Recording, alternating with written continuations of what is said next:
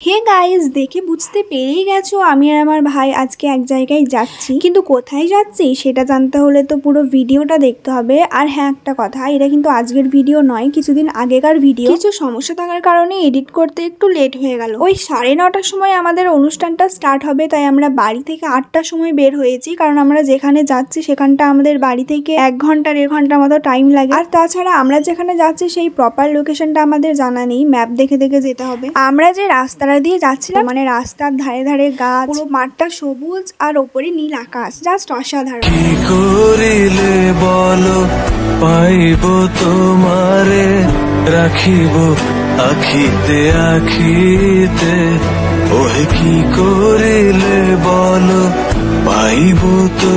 এই যে ম্যাপ দেখে দেখে আমাদের লোকেশনে চলেও এলাম, এইখানেই হচ্ছে আমাদের সেই অনুষ্ঠানটা হবে। হ্যাঁ, বলেই দিই, এখানে হচ্ছে আমার ভাইদের টিচার্স ডে হবে। ওদের স্যার বলেছে তোমাদের গার্জেন মানে মা বাবা বা কোনো ভাই বোন থাকলে তোমরা নিয়ে আসতে পারো, তো সেই জন্যই আমাকে নিয়ে এসছে। আর এখানে আমি দুটো কারণে এসেছি, একটা হচ্ছে অনুষ্ঠান দেখার জন্য, আর একটা কি বলতো, আবার কি হবে, ভুরি ভোজন করতে। আমার তো এখানে কোনো কাজ নেই ওইসব ছাড়া, তাই এখানে এসেই আগে আমি খাবারের টিকিটটা নিয়ে রেখে দিলাম, কারণ টিকিট ছাড়া ভুরি ভোজনের নট অ্যালাউ। তবে হ্যাঁ, যে কেউ কিন্তু টিকিট নিতে পারবে, নাম ধরে ধরে টিকিট দেবে। যেমন আমি তো ভাইয়ের সঙ্গে গেছি, ভাই কিন্তু আগে থেকে স্যারকে বলে রেখেছিল যে আমার বোন আছে, তাই ওখানে আমার নামটাও ছিল। স্টেজের কাছে এসে দেখলাম এখনো অনুষ্ঠান স্টার্ট হয়নি, তাই আমরা সেমিনার রুমে গেলাম, কারণ ভাইয়ের বন্ধু বান্ধবী স্যার সবাই এখানেই আছে। এই যে এরাই হলো আমার ভাইয়ের বান্ধবী। দিদিগুলো কিন্তু খুব ভালো, আমি ওখানে গিয়ে থেকেই ওই দিদিগুলোর সাথেই ঘুরছিলাম, কিন্তু কেন জানি না এখানে আমার একটু লজ্জা লজ্জা লাগছিল। তোমরা হয়তো দেখে আমাকে বুঝতেই পারছো। আর তার চেয়েও বড় কথা, একটু একা একা লাগছে। এখানে সবাই বন্ধু বান্ধবীদের সঙ্গে ঘুরছে, আর আমি শুধুমাত্র একা, তাই একটু মন খারাপও হচ্ছিল।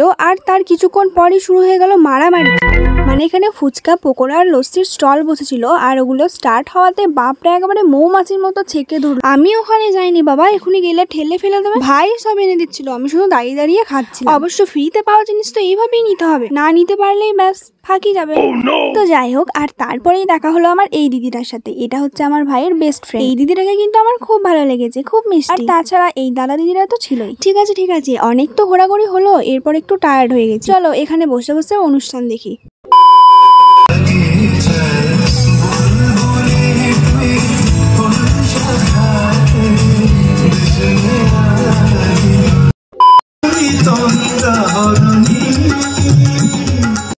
তারপরে একটা দিদি ওদের স্যারের সব ডায়লগ গুলো বলছিল।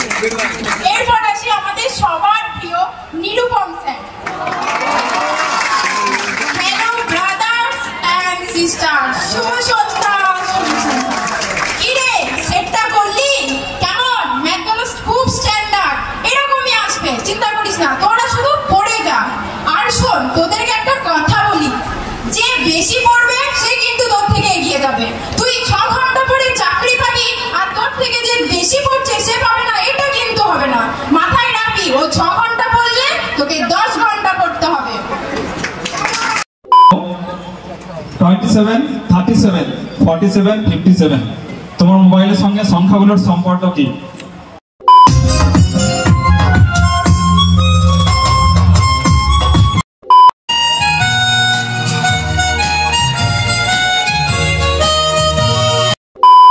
অনুষ্ঠানের শেষে সব ছাত্রছাত্রীদের গ্রুপগুলো একে একে স্যারদেরকে গিফট দিতে গেল। ওই যে আমার ভাইদের গ্রুপটা গেছে, একটা ফটো ফ্রেম দিয়ে। এসবের পরেই চলে গেলাম আমার দ্বিতীয় কাজ, মানে ভুরি ভোজনের দিকে। কিছু জন এখানেও খাচ্ছিল, বাট প্রচন্ড গরম থাকার কারণে আমার এখানে আর খেতে ভালো লাগছিল না, তাই ভাইকে বললাম চলো বাড়িতে গিয়ে একেবারেই খাবো। তাই খাবারটা নিয়ে বাড়ি চলে গেলাম।